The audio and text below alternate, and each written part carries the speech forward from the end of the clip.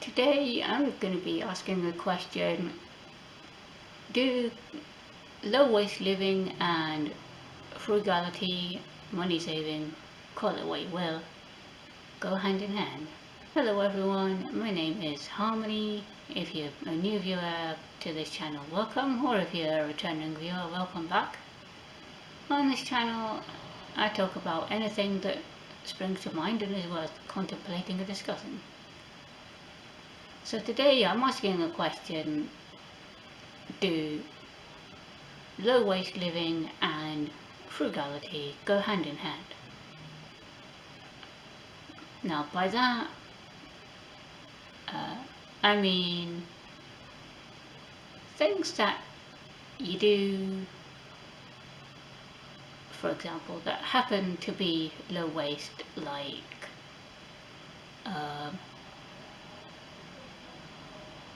using loose leaf tea, which, although that's not that frugal because the price of tea is astronomical at the minute, and it still can be because it does last a while. Or a better example would be like growing your own herbs or whatever other food that you choose to grow.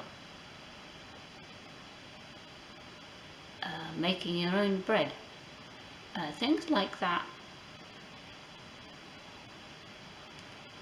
I think in a way a lot of that stuff does go hand in hand because it things that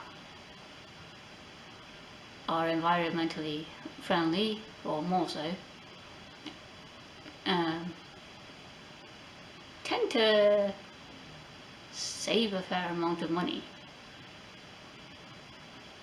Personally, I can't remember the last time that I bought a box of tea bags.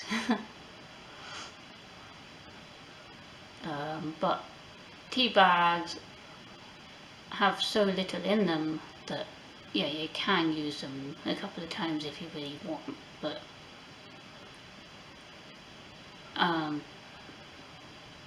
normally you end up using 2 or 3 tea bags to the pot at least, so you end up actually spending more money than with with paying for loose tea, which yes, the upfront price is more expensive, but you can use those leaves like 2 or 3 times. Or with I'm growing basil at the minute. I say basil leaves. Yeah, growing basil at the minute, and yes, the compost costs a bit because it's a big bag of compost. But a pack of seeds costs, I don't even know, like next to nothing really, and you can keep it growing for a good while. And sometimes if you use the leaves and then keep watering, say you choose basil as an example, if you use it and then keep watering it, because you've left the roots and stems in there, they will grow back most of the time anyway, until they decide to die off.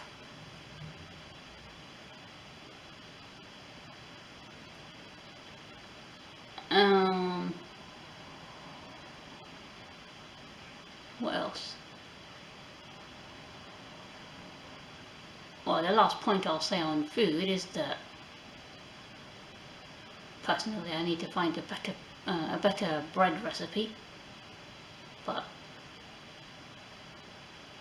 yeah, that can save a lot as well, because bread now you're looking at £1, £1.20 a loaf sometimes.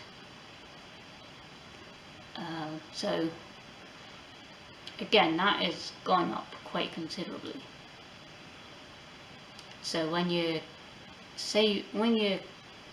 make the bread at home, not only are you saving on the packaging, whether it be the plastic bread bags or even the paper bread bags, you're also saving the money to buy it, because with the stuff that you get to make the bread, you can make a good 2-3 loaves with that, 4 loaves maybe. So you end up, what I did last time I made bread was, I made, because I've only got I've got a metal loaf tin, and then I've got a silicone loaf tin that I'll put inside that. So I did that, made 1 loaf, and then put the rest of the dough in the fridge and made a smaller loaf later. So you can do that, or you can, if you have the resources to do it, you can just make 2 loaves straight off and put one in a box and stick it in the freezer, and just put the other one straight in your bread box.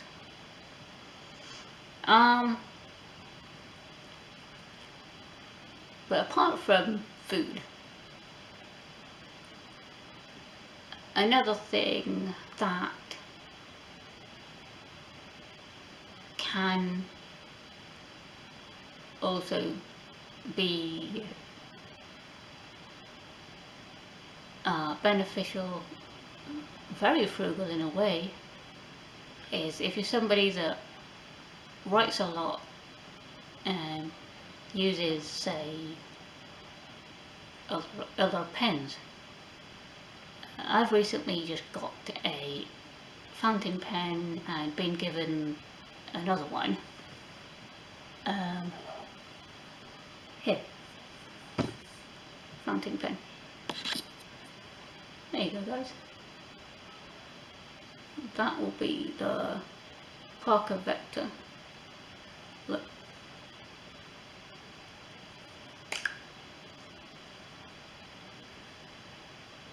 And Parker Vector XL, that one is, there you go.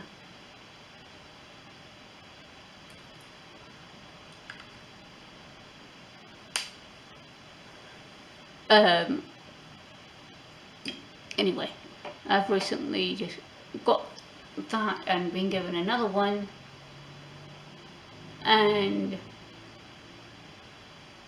yes, the initial cost of the fountain pens, if you buy them new, can be expensive. They can be a lot, but once you've got them, actually that particular one came with a black ink and a blue ink.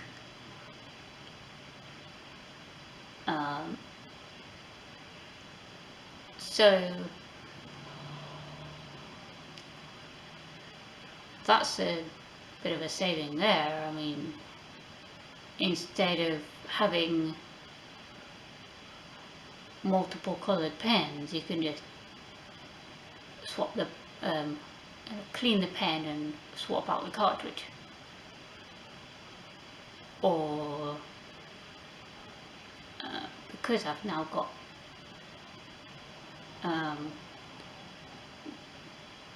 two or more fountain pens around, you can put the cartridges in each one, in different ones if you want. But even if you only have one, what you can do is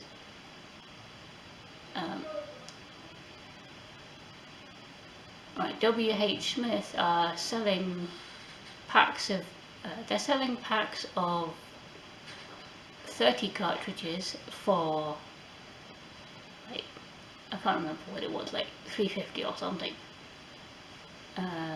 But the pack of 60 is also slightly cheaper than that because it was £5 something, less than £6 anyway. So I actually found it cheaper to get the pack of 60 cartridges. Yes, they're all black, but whatever, that doesn't matter.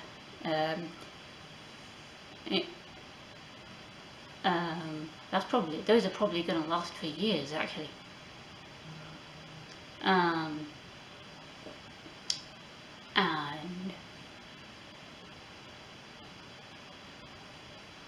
yeah, so that I found cheaper. And I also got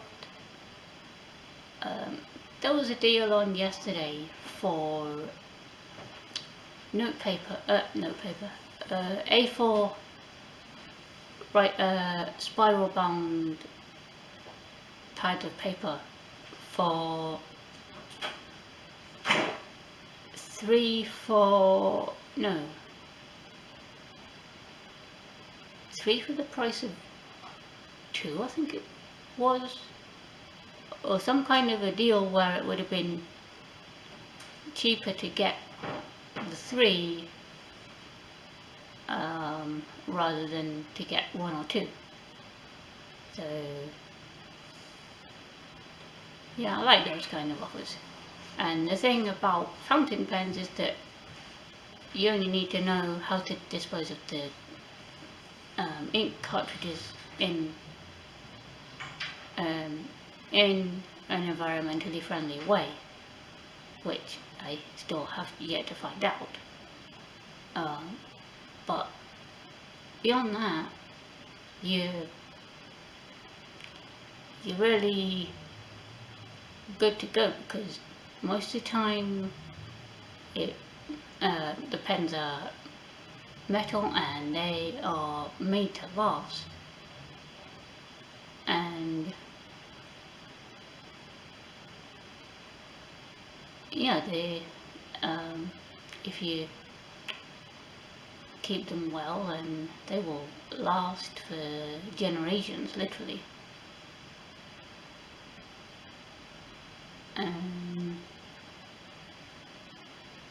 What was I going to say? Oh yeah, that was what I was going to say.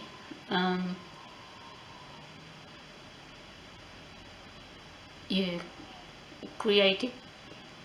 creating less waste by using those, and you're also paying more up front but saving money in the long term by doing that. Having said that though, it's probably not applicable if you are not somebody that writes with a pen very much.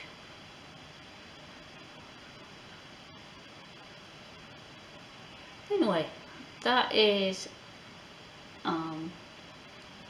my thoughts for the day on low waste things that happen to be frugal, and if low waste living and frugality go hand in hand. Oh, by the way, book sale today at the library. They're all fiction books, but they were £1 each, or 3 books for £2. So we ended up getting like 6 books for £4. Yay! That was fun.